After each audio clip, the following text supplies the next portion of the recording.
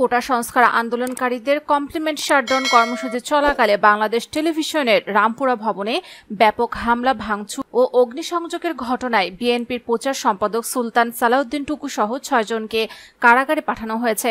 কারাগারে পাঠানো অন্য আসামিরা হলেন বিএনপির সাংগঠনিক সম্পাদক কাজী সাইদুল আলম বাবুল, জামায়াতের সেক্রেটারি জেনারেল মিয়া গোলাম পরোয়ার, বিএনপির ঢাকা মহানগর উত্তরের সদস্য সচিব আমিনুল হক, বিএনপির এম.এ. সালাম ও মাহমুদুস সালেহীন।